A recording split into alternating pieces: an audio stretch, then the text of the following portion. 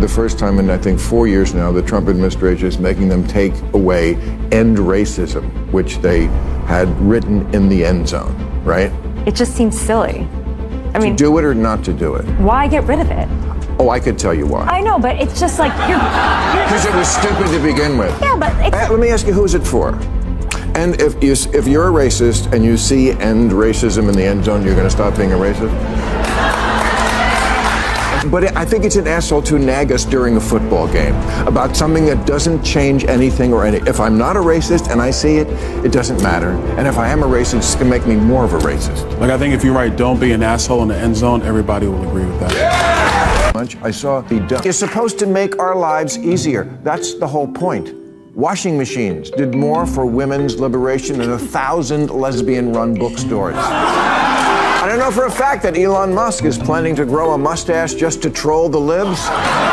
This has to be the most confusing video I've ever made, all because of Bill Maher's unpredictable behavior. But this time, Bill hit the Democrats harder than ever, tearing apart their agenda and exposing the deep corruption they've been involved in for years. Doesn't this make you wonder?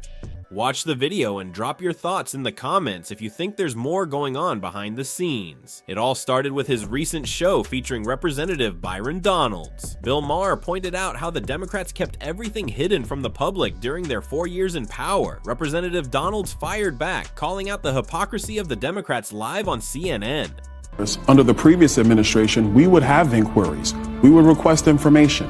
We would want cabinet secretaries and assistant secretaries and deputy secretaries to come before committee. We would send letter after letter after letter and get no response. The Biden administration operated literally in the shadows. They would not tell you anything that was going on. At least Donald Trump puts it out in the litany of orders that come out that day. Here's what we're doing today. We're going into the Department of Justice. We are taking these attorneys and they are under supervisory review, or however they choose to phrase it. You knew nothing that was going on in Joe Biden's presidency.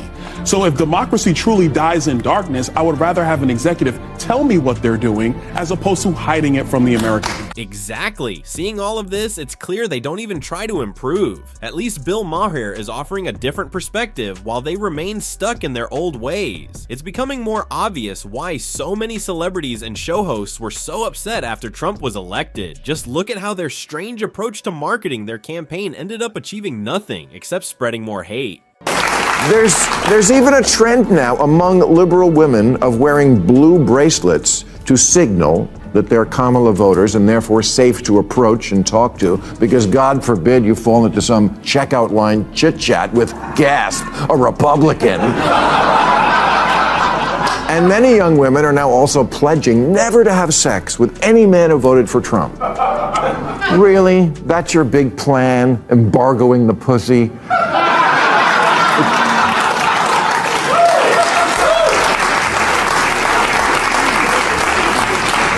It's so egotistical, as if the ultimate punishment is not letting people have you.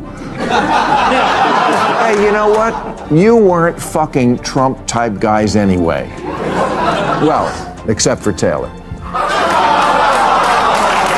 I know you might be wondering where I'm going with this, but trust me, Bill Maher isn't strictly left or right. He's simply steering the conversation and highlighting why the Democrats have failed. And he did just that with this clueless Democrat, exposing the very reasons why Trump won. How are we actually getting our kids to have a shot? But you keep talking about kids. He also won because parents were a little fed up with parents coming in second in a who says what goes with my kids contest. Right. But which Democrat is for that? I mean, I have kids. I mean, most Democrats believe that parents should have a say in their kids' education. These have been well, here in California, I think the governor here used the word snitch. Yeah. Like a parent, if you inform... Time them out. Tell on the parents. Point them out. The parents will be in trouble. If the kid switched genders in school, you know, they hid that from the parent. And as a guy that was born in the Bronx, raised in the streets of New York, I can assure you, snitch has an entirely different meaning than what they put out. I can promise you that. I can promise you. He didn't just tear him apart, he showed him and the entire Democratic Party that they missed a crucial point that will be hard to recover from. Bill also highlighted how the current Gen Z is being misled and manipulated in ways they don't even realize. 4 in 10 Gen Zers say the authors of the Constitution are best described as villains.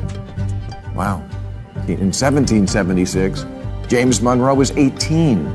Alexander Hamilton was 21 and James Madison 25. Joe Biden was only 30.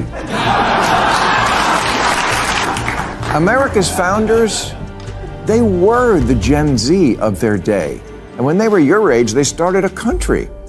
What the fuck have you done? Grossed out and I've gone camping with John Waters.